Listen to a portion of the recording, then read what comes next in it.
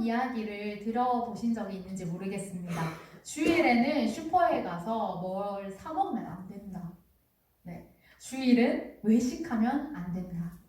주일에는 어떤 대회나 걸스카우트, 보이스카우트, 아람단, RCY 등등 참여하면 안 된다. 여러분 이런 거 들어보신 적 있으신가요?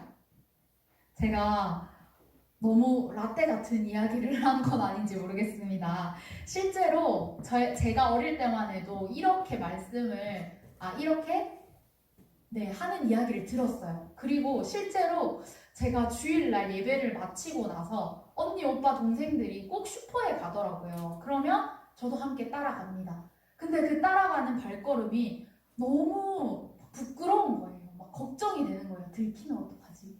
근데 저는 안 사 먹어요. 그래서 나중에 정말 찔려서 이제 부모님께 고백하는 거죠. 제가 사실은 갔다. 근데 사 먹지는 않았다. 막 이렇게 스스로 자백을 하던 그런 시절도 있었습니다. 여러분, 이렇게 우리는 예전에는 이런 것들을 많이 지켰는데 사실 요즘은 이런 것들 잘 지키지 않는 것 같아요. 물론 저도 주일날 뭐 사 먹습니다. 저도 외식도 합니다. 이런 것들이 그럼 잘못된 행동인가? 그럼 지금은 사 먹는 것들 많이 신앙이 쇠퇴한 것인가? 라고 생각한다면 저는 그것은 아니라고 생각합니다. 이것을 지키는 것에 있어서 마음의 중심이 어디에 있는가가 가장 중요한 것 같습니다.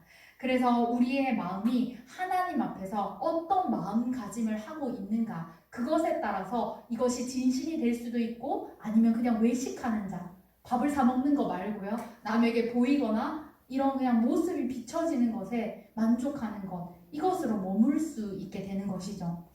오늘 이런 우리의 행동과 마음가짐들 어떻게 붙잡아야 하는지, 본질에 집중하는 신앙이 어떤지 말씀을 통해서 살펴보기를 원합니다. 오늘 손마른 자를 고치셨던 예수님의 이야기가 나오는데요. 이 말씀 속에는 본질이 아닌 안식일의 규정에만 집착하던 그런 사람들의 모습이 나옵니다. 그 사람들 바로 유대인들이었죠. 진짜 하나님의 뜻은 잊어버리고 안식일 규정을 세워서 그들과 함께 이것을 지키지 않으면 정말 큰일 나는 것처럼, 대역 죄인인 것처럼 행하던 사람들이 바로 유대인이었습니다. 오늘 그 가운데 예수님께서 함께 해주셨던 이야기인데요. 오늘 본문에 보면 유대인들은 예수님의 행동을 보고 아주 제대로 마음이 상했습니다. 자존심이 팍팍 상했던 거예요. 왜냐하면 그들이 그렇게 목숨을 걸고 지켰던 것, 그 안식일의 규정을 예수님께서 어기셨기 때문이었습니다. 같은 내용이 나오는 다른 본문을 병행구절이라고 하는데 오늘 이 마가복음의 말씀이 마태복음에도 기록이 됩니다. 그 마태복음 말씀을 살펴보면요, 그 마태복음에 이 오늘 이야기가 나오는 앞부분에 어떤 이야기가 나오냐면 예수님께서 밀밭 사이로 지나가시다가 시장하셔서 제자들이 그 밀을 베어서 먹게 되는 그런 사건이 있습니다. 이 밀밭 사이를 지나실 때 베어먹은 이 사건 때문에 난리가 난 거예요. 유대인들이 봤을 때는 안식일에 이건 절대 허용할 수 없다라고 생각하는 것을 예수님과 제자들이 했습니다. 그래서 어쩌면 그들의 입장으로 봤을 때는 당연히 화가 날 수밖에 없었던 상황이죠. 그런데 이 유대인들, 그럼 도대체 어떻게 이 안식일의 규정들을 지켰길래 이렇게 화를 내고 있는가 한번 제가 알려드리도록 하겠습니다. 유대인들이 정한 39가지 안식일에 하면 안 되는 행동, 이런 것들이 있는데 그 당시에 해당되는 것들 한번 제가 읽어드릴게요. 밭을 갈면 안 됩니다. 곡식의 껍질을 벗기는 일도 하면 안 됩니다. 곡식이나 거두어 들인 것 중에 좋은 것과 나쁜 것을 구별해도 안 됩니다. 양의 털을 깎으면 안 되고 깎은 털을 빨아도 안 되고 그 깎은 털로 무언가를 물들이거나 실을 짜는 것도 안 됐습니다. 양을 치는 것도 불가능했습니다. 사슴을 덫을 이용해서 잡으면 안 됐고 덫으로 잡은 사슴을 도살해도 안 됐고 사슴의 가죽을 벗겨도 안 됐고 가죽을 벗겨서 소금을 쳐도 안 됐고 가죽을 가공하는 그 어떤 일도 안 됐다고 합니다. 빵을 구우면 안 됐습니다. 건물을 짓고 부수는 일도 하면 안 됐습니다. 두 글자를 쓰는 일이 안 됐는데 그 두 글자를 쓰기 위해서 두 글자를 지우는 일도 안 됐답니다. 물건을 옮기는 일도 안 됐답니다. 이런 여러 가지 규정들이 이들에게는 너무나도 많았던 거예요. 몇 가지를 추려서 제가 말씀을 드렸는데 이 규정을 이야기하면 할수록 우리에게는 사실 좀 당황스럽고 이것을 왜 지키고 있나라는 그런 생각이 듭니다. 그런데 더 황당한 것은요. 이런 규정들 자체가 당황스러운 것보다 규정을 지키지 않는 자들에게 하는 취급이 더 당황스러웠습니다. 여러분, 안식일의 규정을 지키지 않으면 어떤 취급을 했는지 아십니까? 우상숭배를 하는 것과 같은 취급을 했다고 합니다. 그러니까 이 유대인들의 입장에서는 예수님과 제자들이 안식일에 절대 하지 말아야 할 나쁜 일을 한 사람들이 된 거죠. 그들의 입장으로 이야기하면 오늘 예수님과 제자들이 우상숭배를 한 것과 같다라고 여기게 된 겁니다. 그래서 이 유대인들은 당연히 예수님에게 호의적이지 않았죠. 이런 상황 가운데 예수님은 이제 밀밭 사건 이후에 회당으로 들어가시게 됩니다.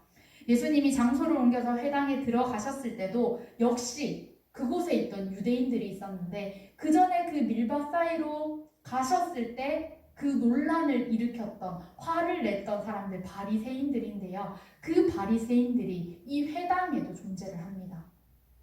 이 회당 가운데 바리새인들의 영향력은 참 대단했습니다. 모든 백성이 이용하는 이 회당을 바리새인들의 회당이다 라고 이야기할 정도로 파워가 강력했던 거예요. 그래서 이 사람들이 오늘 회당에서 예수님을 주시하고 있습니다. 이 주시한다는 것은 어떻게 하면 예수님을 고소할 수 있을까? 내가 어떻게 하면 이 예수님을 잡아서 넘길 수 있을까? 이런 것들이 혈안이 되어 있었다는 뜻이에요. 그래서 이 예수님을 계속해서 주시하면서 바라보고 있던 것이 바리새인들의 모습이었습니다. 이런 상황 가운데 예수님께서 회당에 들어가신 후에 만난 사람이 누구입니까? 바로 손 마른 자였습니다. 회당에 있던 이 손 마른 사람, 어떤 사람이었을까요? 마른이라고 하는 이 단어는 헬라어로 크세로스라고 이렇게 이야기를 하는데 이 크세로스가 가지고 있는 뜻이 이렇습니다. 마른, 시든, 오그라든 이런 뜻을 가지고 있어요. 그런데 이 단어가 성경 속에서 아주 많이 쓰였는데 단어를 한번 살펴보면 나무나 땅이 마른 것을 표현할 때 사용하기도 했습니다. 성경에 보니까 무화과 나뭇잎이 말랐을 때, 가뭄이 들었을 때, 물 없는 마른 장소 이런 곳에 이 단어가 쓰였대요. 그리고 에스겔 37장에 보면 이런 자연에만 쓰인 것이 아니라 마른 뼈라고 했을 때 그 단어에도 쓰였고 호세아 9장에 보면 아이에게 줄 젖이 없는 마른 상태 이런 것에도 이 단어가 쓰였다고 합니다. 그리고 이제 의학적으로 이 단어가 쓰이게 되면 손이 오그라드는 병, 혈기가 말라서 몸이 뻣뻣한 상태를 가리킬 때 이 단어를 사용했다고 합니다. 그래서 오늘 본문에 나오는 이 손 마른 사람은요, 피가 제대로 순환이 되지 않는 거예요. 그리고 오그라들어서 펼 수가 없는 상태에 다다른 사람이었습니다. 역시 마찬가지로 병행구절인 누가복음 6장 6절 말씀에 보면 이 누가는 의사였기 때문에 좀 더 자세한 상황을 설명하는데 오른손이 말랐다라고 이렇게 기록을 해요. 여러분들 그 당시에 오른손에 장애가 있었다면 이거 정말 살아가기 힘든 사람이었습니다. 당장에 생계가 보장되어지지 않은 삶. 또 이 성경 외경이라고 하는 곳이 있는데 이 외경에는 어떻게 쓰였냐면 내가 장애를 가져서 당장에 생계를 할 수 없고 이 사람의 직업은 석공이었는데 그 석공 일을 할 수가 없으니 내가 죽게 되었다고 예수님께 호소한다고 이렇게 기록을 하고 있습니다. 그래서 이 예수님께 오늘 이 사람은 간절히 나왔던 것이죠. 회당에서 손 마른 자가 예수님을 만나서 제발 나를 고쳐주셨으면 좋겠다. 이런 마음이 아주 간절했던 것이 바로 손 마른 자였습니다. 여러분 만약에 우리가 그 회당에 있었고 그 회당에서 손 마른 자를 봤다면 우리의 마음은 어땠을까요? 너무 안타깝지 않았겠습니까? 당장에 먹고 살 일도 없고 이제 그 일조차 하고 싶어도 할 수 없는 상황 가운데 제발 나를 고쳐달라고 호소하는 사람을 본다면 우리는 당연히 마음이 가엾고 안쓰러운 마음들이 들기 마련입니다.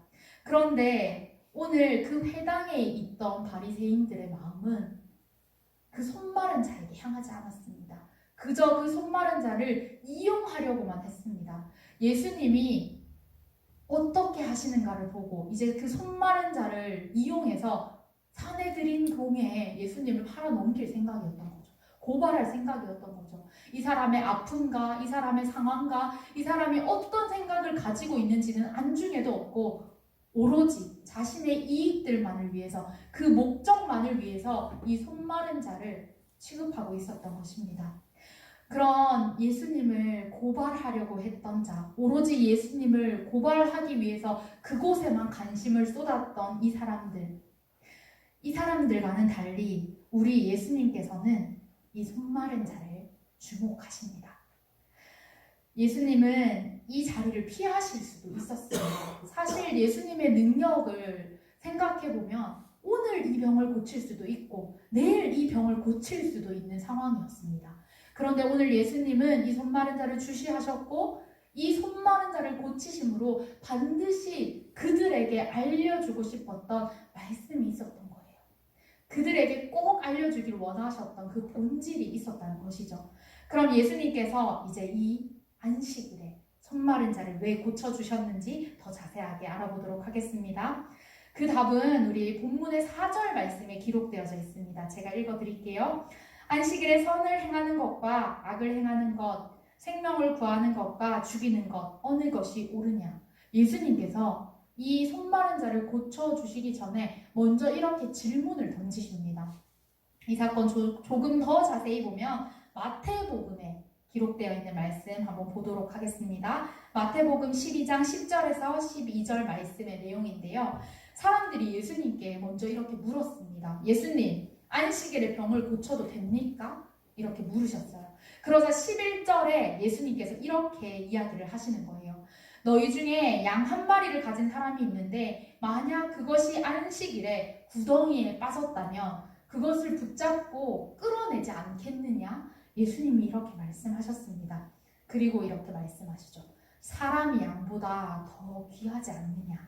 그래서 안식일에 선을 행하는 것은 허용이 된다 라고 예수님께서 이렇게 말씀을 하셨습니다. 예수님께서 이들에게 이렇게 말씀하시는 이유가 있었습니다. 유대인들은 안식일의 규정을 너무나도 중요하게 여기는 사람들이었죠. 걷는 걸음조차, 먹는 것조차, 행동의 모든 것을 너무나도 안식일에 맞춰서 행동하는 자들이었는데, 그런데 여러분, 안식일에도 예외 규정이라는 것이 있었습니다.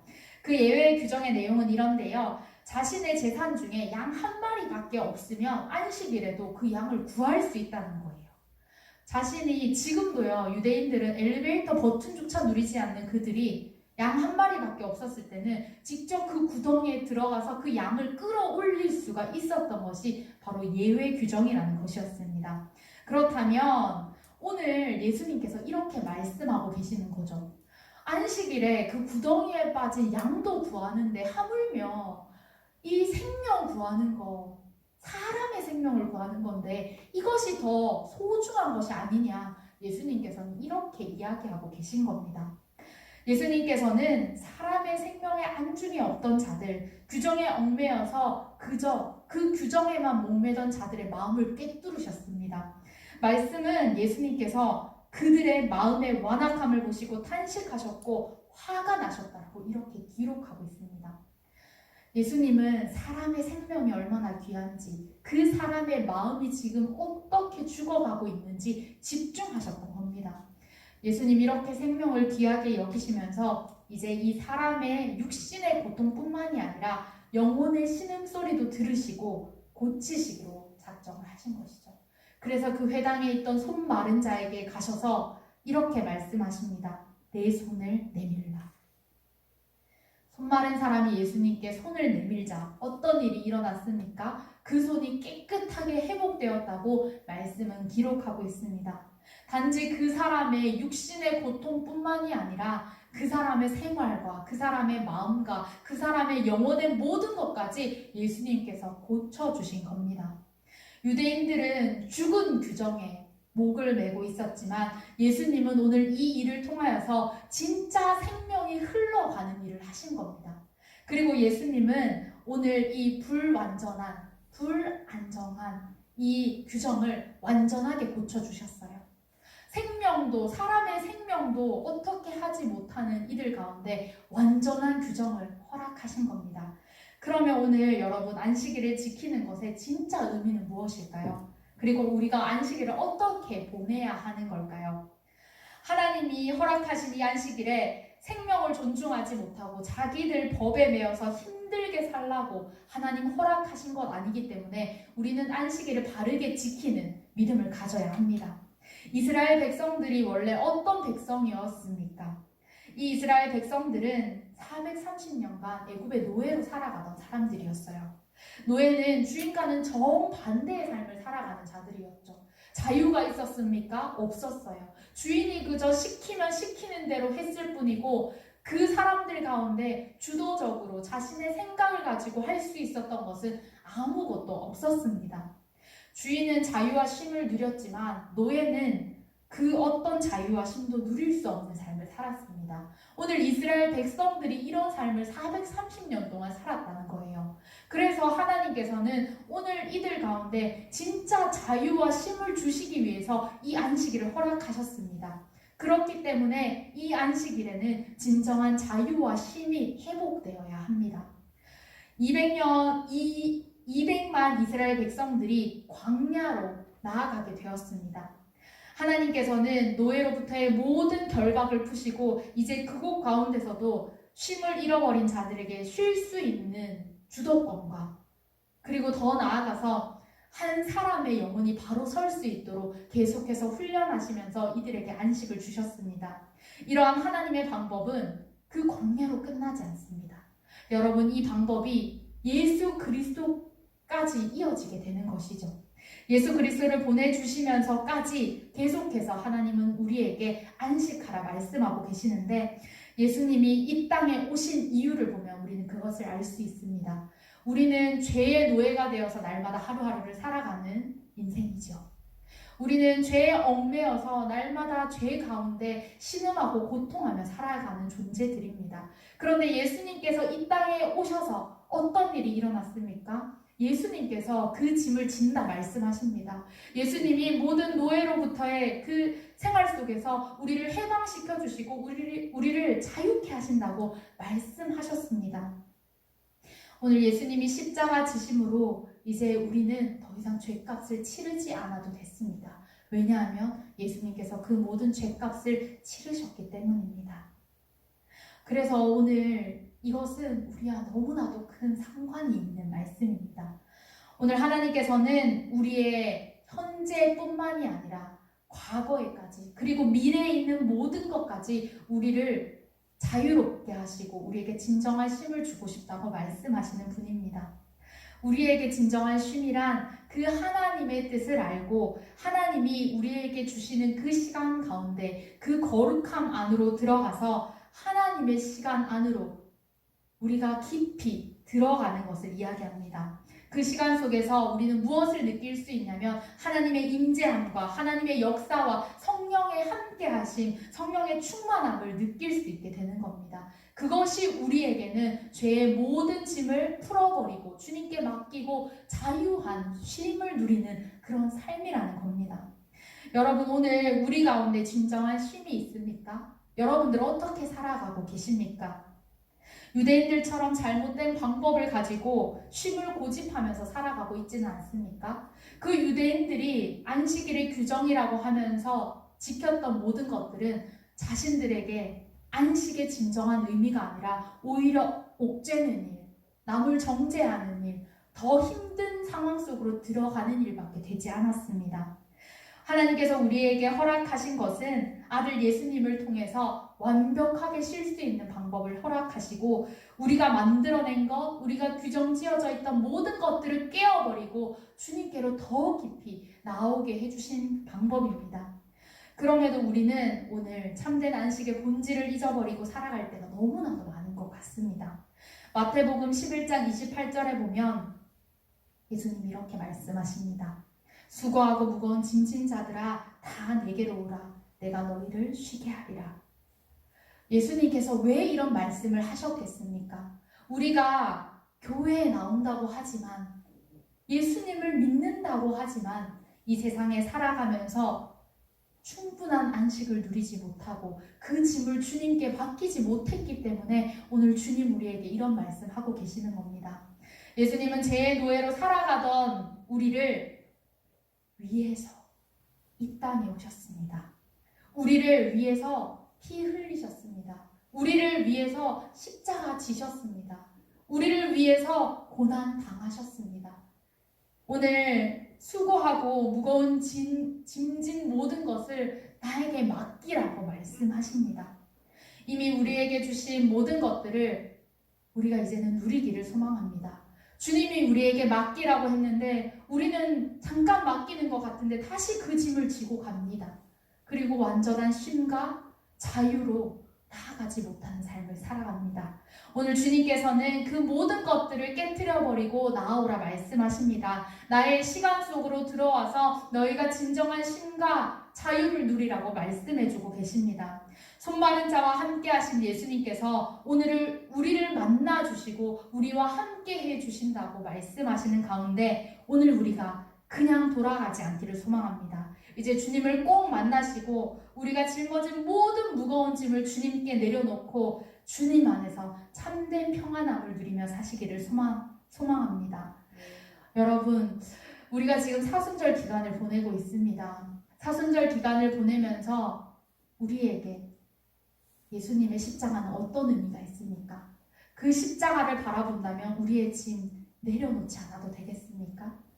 그 십자가 앞에 오늘 우리의 모든 짐들을 내려놓으시고 주님과 함께 참 평안과 쉼과 자유와 해방을 누리시면서 이 땅에서 예수 그리스도를 경험하며 살아갈 수 있는 여러분 되시기를 소망합니다. 함께 기도하겠습니다. 하나님, 우리가 스스로의 눈을 가리고 무지했던 것을 용서하여 주시옵소서. 우리가 죄에서 노예되었을 때 죄값을 지불하심으로 우리를 자유케 해주셨는데 우리가 여전히 죄의 노예로 살아갔던 모든 삶을 용서해 주시옵소서. 이제는 주님의 십자가를 생각하며 그 십자가 지심으로 우리를 해방시켜 주신 그 주님의 은혜 안으로 들어가게 하시고 주님의 거룩한 시간 속으로 들어가서 진정한 쉼과 자유를 누리며 살아갈 수 있는 믿음의 자녀들이 될 수 있도록 함께하여 주시옵소서. 예수님의 이름으로 기도드립니다. 아멘.